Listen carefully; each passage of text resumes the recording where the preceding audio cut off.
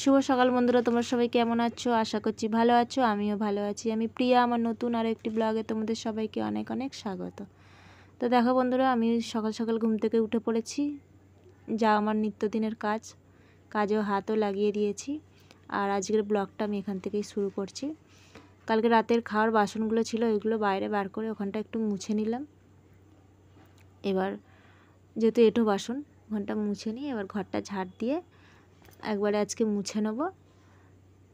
বাইরে তো বৃষ্টি হয়ে পড়েই যাচ্ছে সমানে, বলো না। কাল থেকে মানে যে শুরু হয়েছে, একটু করে হচ্ছে একটু করে থামছে। জানি না সারাদিন কেমন কাটবে আজকে। আজকে হচ্ছে শ্রাবণ মাসের প্রথম মানে সোমবার। তো চলো যাই হোক, কাজ তো করতেই হবে। আর রান্না করব তোমাদের দাদা ভাইয়ের জন্য। আর আজকে হচ্ছে মেয়ে মানে এই বছর ওর ইচ্ছা হয়েছে যে বাবার মাথায় আজকে প্রথম, যেহেতু সোমবার, আজকে বাবার মাথায় জল ঢালবে। তো সেই কারণে কালকে তো তোমরা বললাম তোমাদেরকে আগের এক ব্লগে যে নিরামিষ খেয়েছে। আজকে বলেছে আমি কিন্তু ভাত ঠাত খাবো না। আমি বললাম যে নিরামিষ ভাতই খাবি জল ঢেলে। বললো না, আমি নিরামিষ ভাত খাবো না। আর আমি তো বলেছিল প্রথমে পুরো যে জল ঢেলে সারাদিন আমি এমনি উপোসই থাকবো, কিছু খাবো না, ফল টল খেয়ে থাকবো। আমি বলছি দেখো, তুমি এখন অত বড় হয়ে যাওনি যে তুমি না খেয়ে থাকবে। তো ওই জন্য আজকে ভাবছি যে ময়দা করব। আর ময়দাটা সকলের জন্যই, মানে সবাই খাবো। তোমাদের দাদাভাইকেও বললাম যে কী গো, তাহলে তোমাকে ভাত করে দেবো? বলছে না, যেটা করছো সবার জন্য ওটাই করো। আর মেয়ে ভাত খাবে না, আমিও খাবো না। আমি পুজো দিতে পারবো না, সেটা অন্য, মানে তোমরা জানোই মেয়েদের সমস্যা। তো ওই কারণে আমি পুজো দিতে পারবো না, না হলে আমিও জল ঢেলে দিতাম। তো যাই হোক, কিছু করার নেই, মেয়েই পুজোটা দেবে। তো ওই জন্য সবার জন্য ময়দা হবে, ওই জন্য রান্নার অত তাড়াহুড়োও নেই। আর চলো এদিকে বাসি কাজটা সেরে আমি চলে এসেছি। তো আমি সকালবেলা মানে যখন ঘুম থেকে উঠেছি, বা কালকে আগের দিনে রাতেও জানতাম না তোমাদের দাদাভাই কাজে যাবে না। তো এখন আমি ডাকলাম, বললাম উঠে পড়ো, কাজে যাবে। তো বললো না, আজকে বেরোবো না।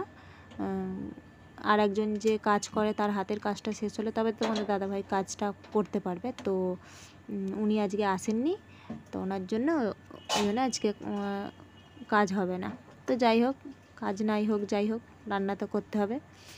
মেয়েকেও তুলে দিয়েছি, বলেছি উঠে পড়, কারণ সব কিছু জোগাড় করতে, মন্দির ধুতে, পরিষ্কার করতে অনেকটা সময় লাগবে। আর স্কুলও আছে, স্কুলও যাবে। বললাম স্কুল যেতে হবে না, বললো না আমি স্কুলে যাব। ওই জন্য আর কিছু বলিনি। তো সেই কারণে ওকে ডেকে তুলে দিয়েছি, আর আমি এদিকে রান্নাঘরে চলে এসেছি। আর আগের দিন রাত্রে কাবলি ছোলাটা ভিজিয়েই রেখেছিলাম। তো যেহেতু প্ল্যান ছিলই যে মানে এই কাবলি ছোলার ঘুগনি হবে আর পরোটা হোক লুচি হোক করবো। তো ভেবেছিলাম লুচি করবো। তো মেয়ে বললো মা লুচি করো না, লুচি খেলে আমার খুব গা গোলায়। সত্যি ইদানিং না একদম লুচি খেতে পারে না। পরোটা করলে 2 থেকে 3টে খেয়ে নেবে, কিন্তু লুচি করলেও 3টে খাবে। তাহলে তা বলো বন্ধুরা, তাহলে আমার লুচি করে লাভ নেই, পরোটা করে এলেই ভালো হয়। তো সেই কারণেই পরোটা করব, আর এই ছোলার তরকারিটাই করবো, আর কিছু করব না। বেশি আবার হাবিজাবি করলে ওরা খেতেও চায় না। এই দুটো রান্না করব, ব্যাস। ভেবেছিলাম একটু সিমই করব, মেয়ে বললো না এখন করতে হবে না, যদি পারো রাতে করবে। ঠিক আছে, তাহলে রাতের দিকেই হবে। তো এখন একটু ওই ছোলাটাকে সেদ্ধ করে নেবো, প্রেসারে দিয়ে নুন দিয়ে 2-3টে সিটি দিয়ে নামিয়ে নিয়েছি। নিয়ে আর মশলা দেখো কষাচ্ছি। টমেটো, আদা বাটা, জিরে বাটা, ধনে, তারপরে চারমগজ, এইসব মিক্সিতে একসঙ্গে পেস্ট করে নিয়েছি। নিয়ে তরকারিটা করে নিলাম। যাই হোক, ওদিকে তরকারি হয়েছে দেখো, একবারে ময়দা মেখেছি। এখন কিছুটা করব, আবার পরে করব যখন খাবে। তোমাদের দাদাভাই যেহেতু কাজে যাবে না, সেহেতু পরে, আমি জানতাম না বললাম তো।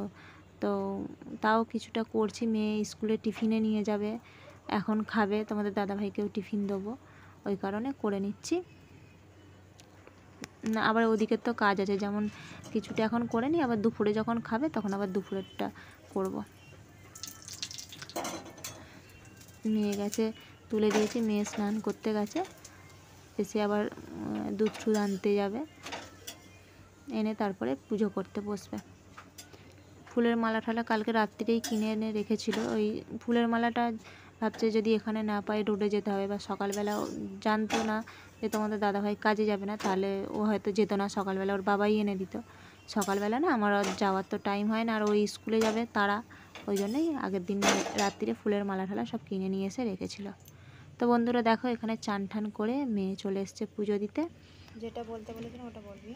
পুজো দিচ্ছে মেয়ে পুজো দেওয়ার আগে পাশের বাড়ির যে কাকিমা থাকেন ওনার ছেলে পুজো করে নিয়েছে।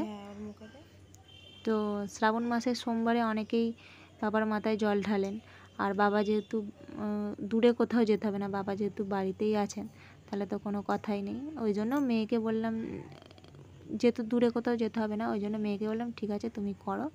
আর এই প্রথম আবার এটাও বলছে যে আমি এখন এবছর জল ঢালছি বাবার মাথায় শ্রাবণ মাসে, আর আমি তাহলে শিবরাত্রিটাও তুলব।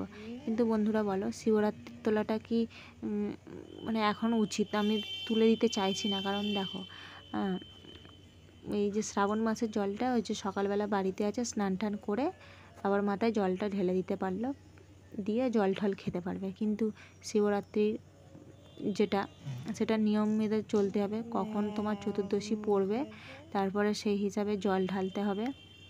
আবার সারাদিন জল না খেয়ে থাকতে পারবে কি না পারবে এটাই আমার ভয়, যদি শরীর টরীর খারাপ করে। তো তোমাদের দাদাভাইও ওই জন্য বলছে তুমি এমনি পুজো দেবে ঠিক আছে, কিন্তু তোমাকে এখন অতটা উপোস করতে হবে না। আর এখন বলেছে যে এই যে 4টে সোমবার বা 5টা সোমবার যে শ্রাবণ মাসের পড়বে মা, আমি তাহলে সবগুলোই করবো। আমি যে সেটা ঠিক আছে। তারপরে ওর কাকিমা আবার বারণ করেছে না 4টে কেন করবি, 4টে করলে থাকতে মানে করতে পারবি না, কোথাও এই আগের দিন নিরামিষ খেতে হবে হ্যান ত্যান ওকে বলছে। কিন্তু ও ওই এখনও ওইটাই বলছে যে না আমি 4টেই করব। তো দেখা যাক কি হয়, ভগবান বাবা যেটা চাইবেন সেটাই হবে। আর দেখো ও যদি মন থেকে চায় আমি পুজো দেবো, তাহলে তো সেটা তো আমরা করতে পারবো না। তো যাই হোক এই ঠাকুরকেই সব পুজো দিচ্ছে। আর আমি পরোটাগুলো করে বলছে একটুখানি চলে এসছি এখানে, ওকে ফোনটা ধরে দিচ্ছি একটু।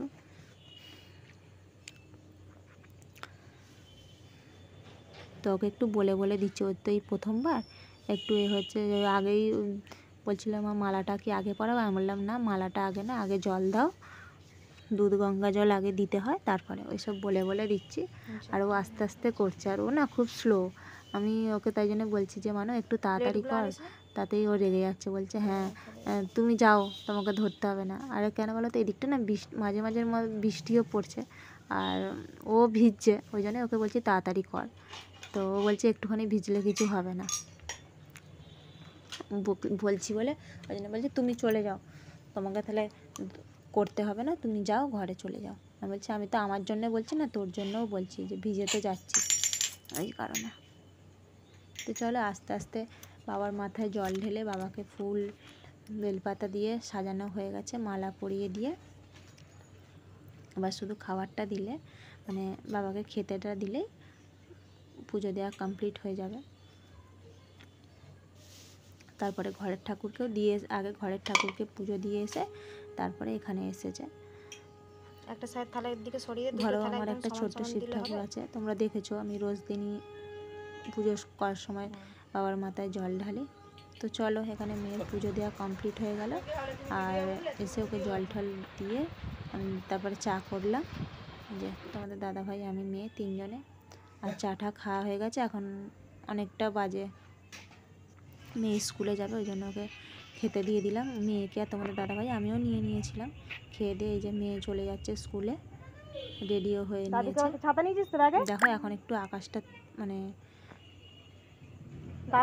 বন্ধ আছে, বৃষ্টি পড়া আকাশটা থেকে। দাদু সাইকেল নিয়ে চলে গেল। আর আমার না আগের দিনে অনেকগুলো কাচার ছিল, বিছানার চাদর ঠাদরগুলো। তোমাদের বললাম যে মেয়েদের যে অসুবিধাটা থাকে, তো তার জন্য আমাকে জামা কাপড়গুলো আজকেই কেচে নিতে হবে, মাথায় সাবানও দেব, ওই জন্য চলে এসেছি। জামা কাপড়গুলোকে ভিজিয়ে দিই। জামা কাপড়গুলো যেই না ভিজিয়েছি তারপরেই শুরু হয়ে গেছে বৃষ্টি, কাকে বলে তো জামা কাপড়গুলো বালতিতে ভেজানো অবস্থায় ওদিকে রেখে দিয়েছিলাম, কাচতে তো পারিনি। তারপরে আমি ভাবলাম একটু থামলে কাচবো, এই করতে করতে সে আর থামলো কখন, তখন 11:45টার সময় বৃষ্টিটা থামলো। তো যাই হোক বন্ধুরা, ভিডিওটা বেশি আর বাড়াবো না। যদি তোমাদের কোথাও ভালো লেগে থাকে অবশ্যই একটা লাইক কমেন্ট শেয়ার করো।